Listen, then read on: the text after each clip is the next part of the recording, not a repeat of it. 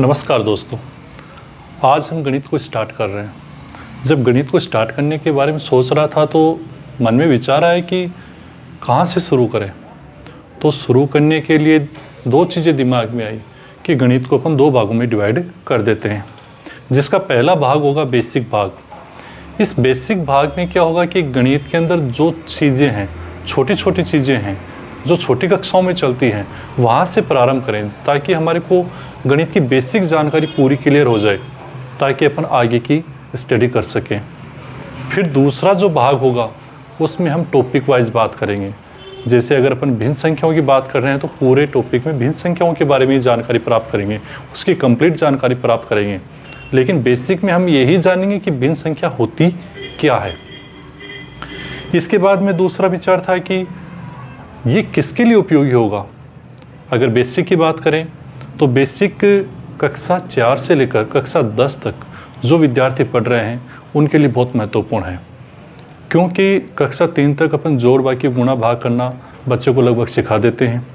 उसके बाद में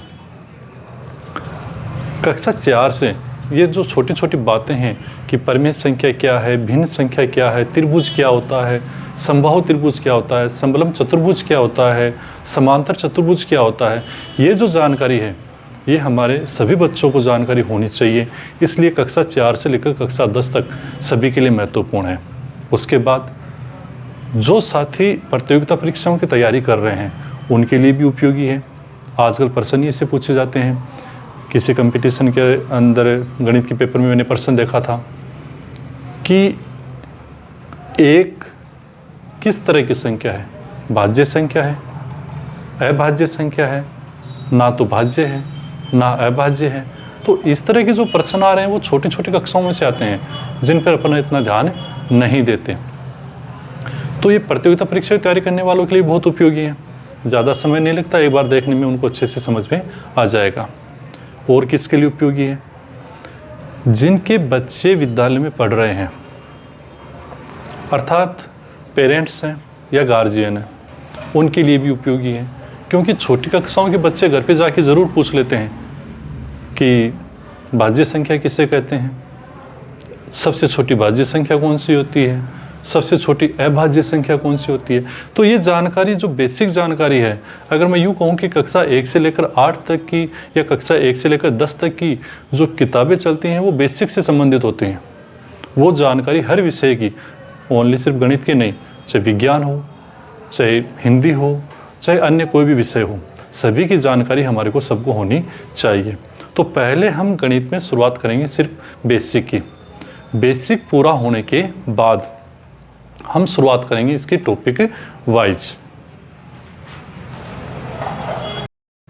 तो दोस्तों अब हम इसको शुरू करते हैं संख्या ज्ञान से, यानी कि छोटी से छोटी चीज़ से लेकर हम इसको प्रारंभ करते हैं। जैसे अपन सबसे पहले बात करते हैं अंक की। अंक क्या होते हैं? तो जैसे ABCD होती है अपनी, उस ABCD से हम किसी भी वर्ड का निर्माण कर लेते हैं। अल्फ़ाबेट जो होते हैं उनसे अपन, जैसे इंग्लिश में 26 अल्फ़ाबेट्स हैं और उन अल्फ़ाबेट के द्वारा हम किसी भी वर्ड का निर्माण करते हैं। उसी तरह गणित में भी 10 संकेत होते हैं। वो संकेत कौन से हैं? 1 2 3 4 5 6 7 8 9 और 10। इस तरह कुल मिलाकर के 10 संकेत होते हैं और इन संकेतों को ही हम अंक कहते हैं। ये जो संकेत हैं, जब इन संकेतों को इकाई, दहाई, सैकड़ा, हजार, 10,000, लाख, 10 लाख इत्यादि के स्थान पर जब रख दिया जाता है तो हमें जो पद प्राप्त होता है उस पद को हम संख्या कहते हैं। कहने का मतलब है अंक जो होते हैं, इन अंकों को जब इकाई, दहाई, सैकड़ा के स्थान पर रखा जाता है तो हमें संख्या प्राप्त होती है।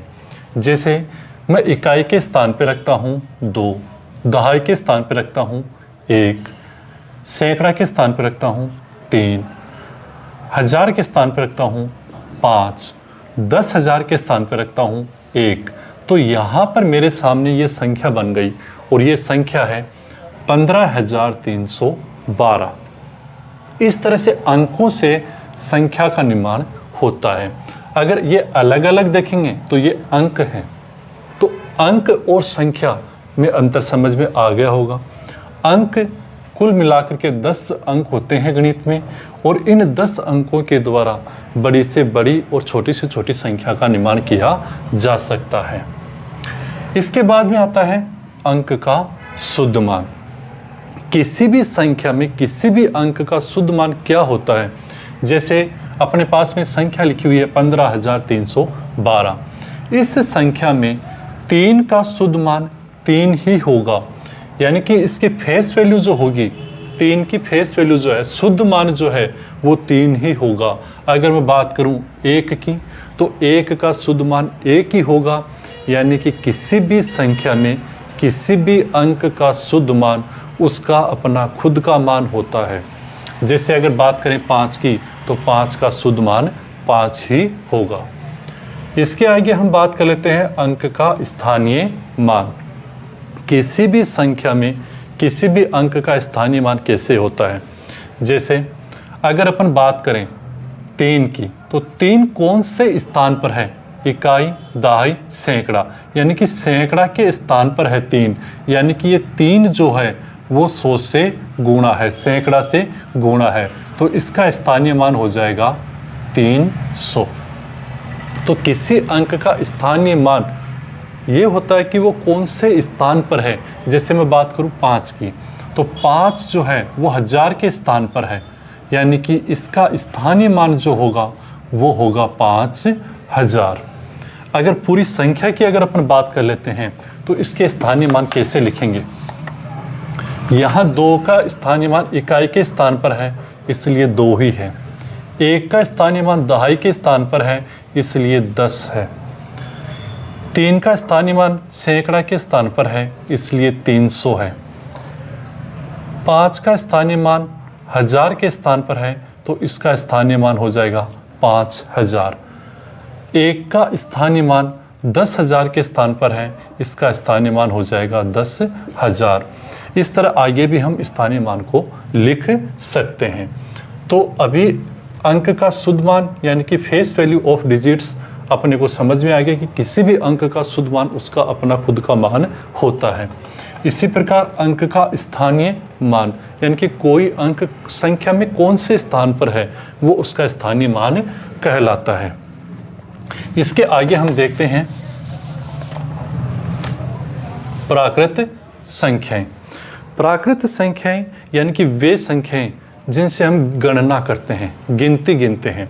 जैसे हमें कोई कहे कि बताइए कि इस बास्केट के अंदर कितने सेब रखे हुए हैं, तो हम उनको गिन के बताएंगे और गिनती कहाँ से शुरू करेंगे? 1 से। तो गणना वाली संख्याएं यानी जिनसे गिनती गिनी जाती है 1, 2, 3, 4, 5 अनंत तक, यानी कि वे संख्याएं जिससे गणना की जाती है, गिनती की जाती है, वो संख्याएं प्राकृत संख्याएं कहलाती हैं। प्राकृत संख्याएं यानी कि नेचुरल नंबर्स जिनके द्वारा हम गणना करते हैं। अब प्रश्न क्या बनता है कि सबसे छोटी प्राकृत संख्या कौन सी होती है? तो हमें पता है कि गिनती अपन 1 से स्टार्ट करते हैं, तो सबसे छोटी जो प्राकृत संख्या होगी वो 1 होगी।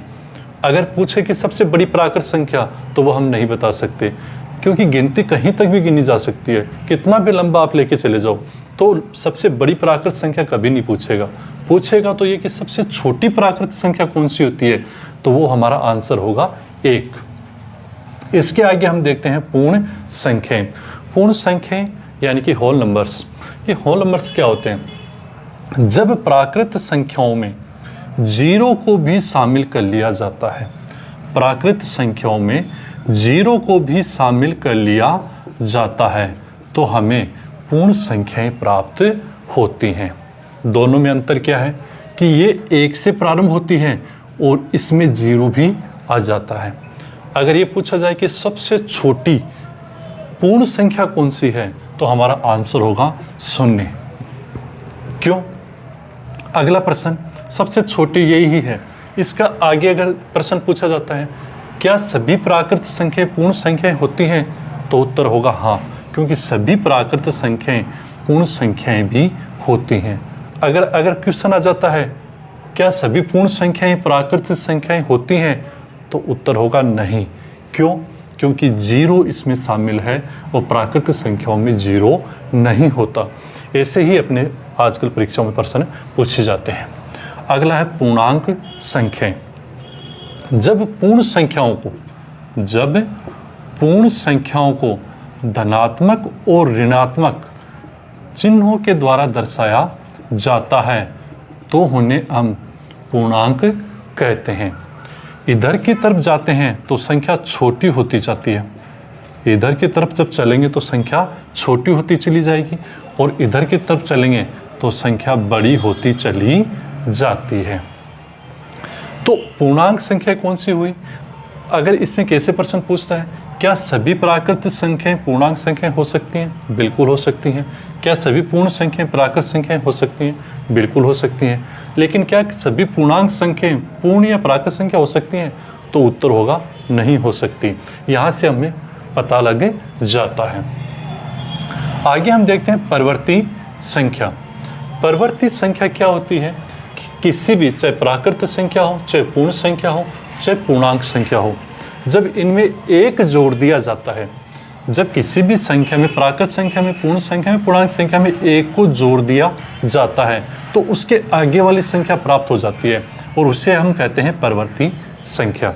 यानी किसी भी प्राकृत संख्या या पूर्ण संख्या में एक जोड़ते हैं तो उसके आगे की संख्या प्राप्त होती है, जिसे कहा जाता है परवर्ती संख्या।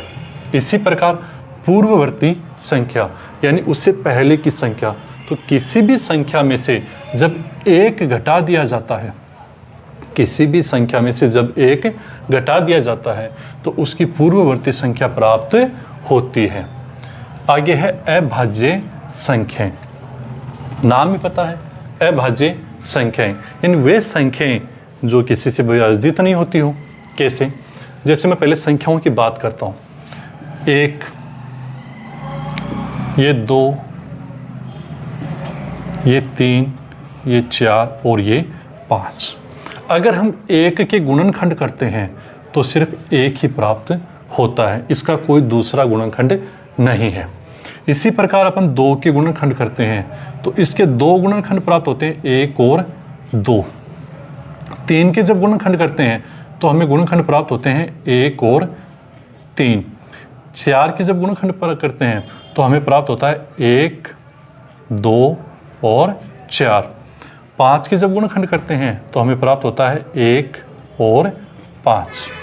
ये हमने गुणनखंड कर लिए हैं। अब हम देखते हैं अभाज्य संख्याएं, यानी कि वे संख्याएं जिनका या तो 1 का भाग जाएगा, या तो 1 का भाग जाएगा या स्वयं का भाग जाएगा, इसके अलावा किसी अन्य संख्या का भाग नहीं जाता, वो अभाज्य संख्याएं कहलाती हैं। ऐसी संख्याएं जिनमें या तो 1 का भाग जाता है और 1 का भाग तो सभी में जाता है, या फिर खुद का भाग जाता है तो स्वयं का भाग भी सभी में जाता है, तो ऐसी संख्याओं को हम अभाज्य संख्याएं कहते हैं। जैसे 2 है तो 2 में 1 का भाग तो जाएगा ही, 2 का भी जाएगा। 3 है, 1 का भी जाएगा और 3 का भी जाएगा, इसके अलावा किसी का भाग नहीं जा रहा। इसलिए 2 और ये 3 ये दोनों ही कैसी हैं? अभाज्य संख्याएं हैं। 1 क्या है? भाज्य है कि अभाज्य? तो 1 का सिर्फ एक ही गुणनखंड प्राप्त हो रहा है, इसके अलावा कोई दूसरा गुणनखंड प्राप्त नहीं हो रहा, तो ये संख्या ना तो भाज्य है और ना ही अभाज्य। 1 ना तो भाज्य संख्या होती है ना ही अभाज्य। 2 अभाज्य संख्या है तो सबसे छोटी अभाज्य संख्या क्या होती है? 2। ध्यान रहे, सबसे छोटी अभाज्य संख्या 2 होती है, और 2 ऐसी संख्या है जो अभाज्य है और सम संख्या भी है। 3 अभाज्य संख्या है। 4 देखें भाज्य संख्याएं, वे संख्याएं जिनमें खुद का भाग जाता है, 1 का जाता है, ये तो सभी में जाएगा, इसके अलावा किसी और अन्य संख्या का भी भाग चला जाए तो वो कहलाती हैं भाज्य संख्याएं। अगर अपन 4 की बात करें तो 1 का भी जाएगा और 4 का भी जाएगा, इसके अलावा इसमें 2 का भाग भी चला जाता है। तो ये हो गई अपने भाज्य संख्याएं। प्रश्न पूछा जाए कि सबसे छोटी भाज्य संख्या कौन सी होती है, तो सबसे छोटी भाज्य संख्या होती है 4। क्यों? 1 ना तो भाज्य है ना अभाज्य संख्या, 2 सबसे छोटी अभाज्य संख्या, 3 में भी अभाज्य संख्या है, 1 का जाता है 3 का जाता है और किसी का भाग नहीं जाता। फिर आता है 4 में जब अपन देखते हैं तो इसके 3 गुणनखंड हो रहे हैं, 1 का भाग भी जाता है 4 का भी जाता है, इसके अलावा इसमें 2 का भाग भी जाता है। तो ये होगी सबसे छोटी भाज्य संख्या।